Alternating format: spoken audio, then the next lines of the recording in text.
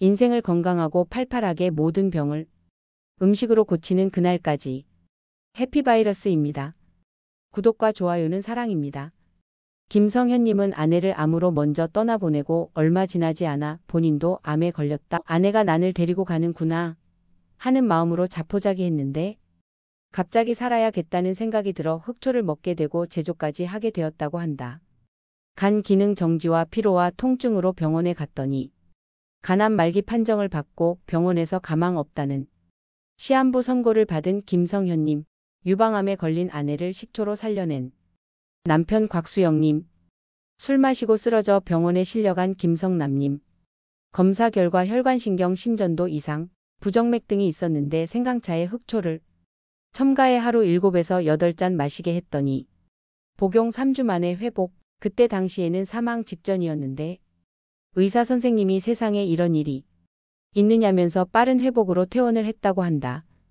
중풍 예방과 치료하는데 흑초의 유기산과 아미노산 성분이 회복에 기여함과 동시에 병원 치료가 함께 병행했기 때문이라 믿는다. 박인호님은 어느 날 발목에 통증이 점점 심해 걸을 수 없었다. 3주 정도 마셨는데 몸에서 반응이 왔다. 걷는 게 편해진 걸 느꼈다. 5년 동안 고생한 것이 2개월 만에 좋아졌다. 꼬이거나 접질렸을 때 인대가 손상을 입어 압통과 부종이 나타났다면 꼭 천연 발효 식초를 복용해 보세요. 천연 발효 식초는 염도를 낮추고 칼슘 성분의 흡수율을 높인다. 처음부터 과다 복용하기보다는 위에 무리가 오기 때문에 차츰 양을 늘려가며 복용하는 것이 좋다. 위가 약하신 분은 요리에 응용해 보세요. 식초는 성인병 예방에도 도움을 준다. 유기산이 좋은 콜레스테롤을 증가시키고 나쁜 콜레스테롤은 감소시켜 나트륨 배설과 혈당 조절에 효과가 있으며 식후에 혈당이 빨리 올라가는 것을 방지해주는 효과도 있다. 누룩곰팡이가 페니실린의 원료이기 때문에 누룩곰팡이를 이용한 흑초는 천연 항생제 역할로 면역력을 높여주는 역할을 한다. 관절염에도 탁월한 효과를 준다. 동안 피부 만들기, 주름을 펴주고 기미 잡티 제거 등 동안 피부를 만들어준다. 콜라겐 성분인 프롤린, 알라닌, 글리신 등의 아미노산이 다량 함유. 갱년기 골다공증을 예방하고 칼슘의 체내 흡수율을 높여 뼈 생성을 돕고 간세포를 활성화하며 피로회복에 도움을 준다. 식초의 구연산은 칼슘, 철분, 마그네슘 등의 흡수율을 4배 정도 높이는 역할을 한다. 잠자기 전에 에사비 식초물을 마시면 3가지 효과를 볼 수 있다. 에사비란 일명 사과식초를 말하는데 사과를 오래 놔두면 사과주가 되고 사과주를 오래 놔두면 사과식초가 된다. 그래서 앞 글자만 따서 에사비라 부른다. 첫 번째, 당뇨 환자에게도 도움을 준다. 아세트산, 유기산이라는 산성 물질이 풍부하게 들어있어 잠자기 전 2시간이나 3시간 전에 마시면 위장에 남아있는 음식물과 섞이면서 탄수화물과 같은 종류들이 아밀레이스 같은 소화효소를 만나게 되면 포도당으로 바뀌면서 혈당을 올리는데 아밀레이스 같은 소화효소의 작용을 살짝 늦춰줘 주기 때문에 당뇨 환자에게도 좋다. 두 번째는 수면에 도움을 준다. 미네랄이 보충되기 때문에 잠을 훨씬 더 잘 오게 해준다. 세 번째는 체중 감량에 도움을 준다. 살이 빠지고 체지방이 연소되는 시간이 잠잘 때 일어난다.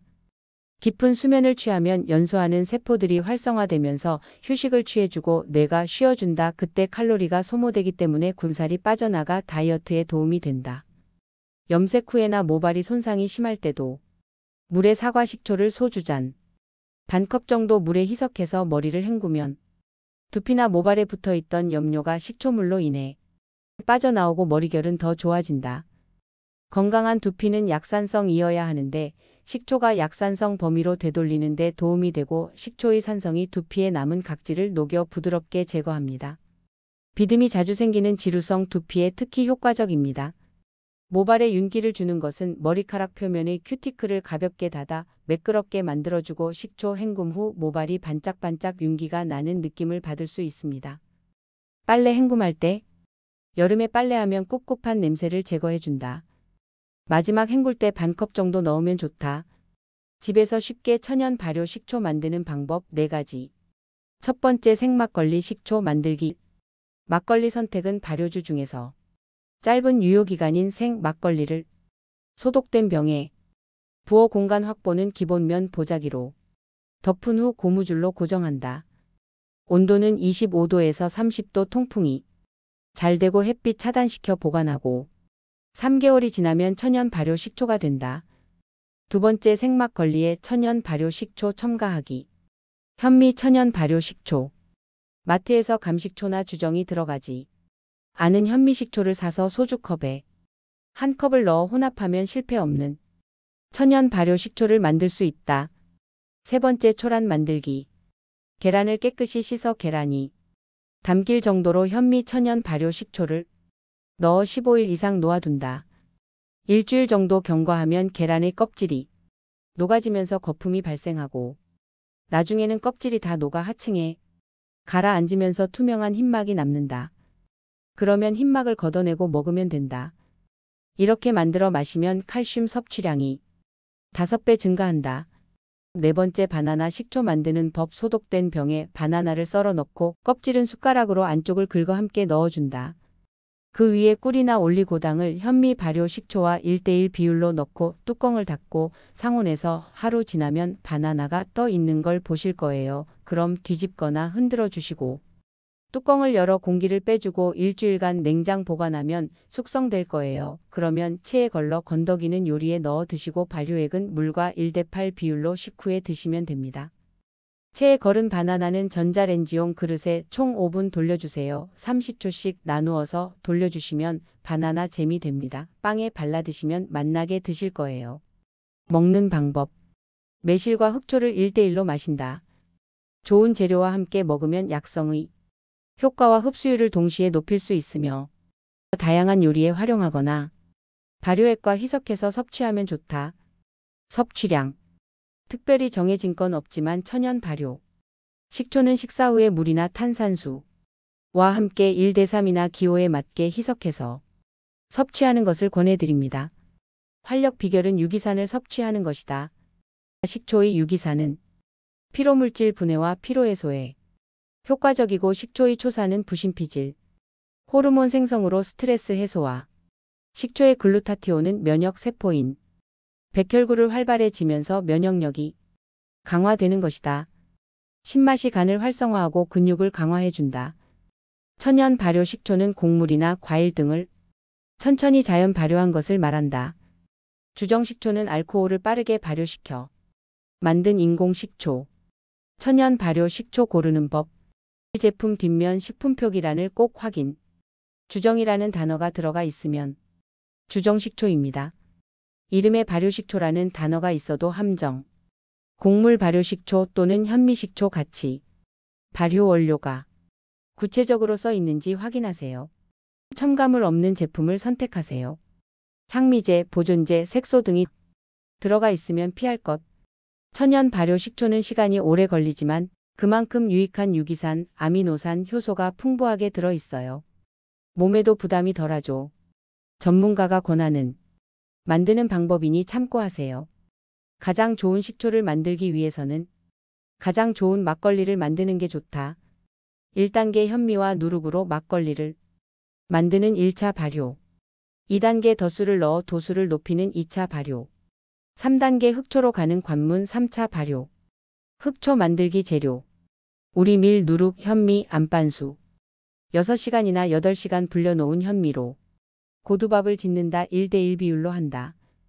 여름철에는 3일, 겨울철에는 7일의 발효기간이 걸린다. 누룩은 위를 활성화해 소화를 돕고 맺혀있는 담덩어리를 깨뜨려준다. 김누룩은 천연항생제 역할을 하므로 면역력을 증강해 질병 예방에 도움을 준다. 좋은 흑초는 좋은 술 만든 것에서 시작이다. 생수를 사용하는 것이 좋은데 불순물과 세균 제거를 위해 반드시 끓여서 식힌 후 사용하는 것이 좋다. 누룩의 미생물은 사람의 체온에 의해 활동이 왕성해지기 때문에 40분간 치대준다는 고수의 주장이다. 항아리에 4분의 1 정도 담고 항아리 입구와 안쪽에 전통 소주를 골고루 뿌린다. 이유는 살균 작용을 해서 유해한 곰팡이를 차단해 부패를 방지하는 데 있다. 화학주가 아닌 전통주는 모두 가능하다. 22도나 26도 온도에 3일에서 17일간 숙성시키면 밑술 완성이다. 여기까지가 1단계 완성입니다. 일반 막걸리보다 알코올 도수를 높이기 위해 누룩의 양을 적게 한 덧수를 추가해야 한다. 누룩의 양이 많으면 알코올 도수가 낮아지므로 주의해야 한다. 2단계 덧술 만들기. 식힌 고두밥과 누룩을 4대1로 섞고 같은 양의 물을 넣어 치댄다. 항아리 바닥에 나무를 깔고 천을 뗀다. 부패를 방지하는 효과가 있다. 햇볕이 잘 드는 베란다에 10일간 보관하는데 저어주면 절대 안 됨. 항아리를 바닥에서 5cm 이상 띄워 공기가 통하도록 하고 항아리 안쪽에도 바닥에 나무 토막을 깔고 천이나 발을 받치면 내용물이 부패를 방지한다.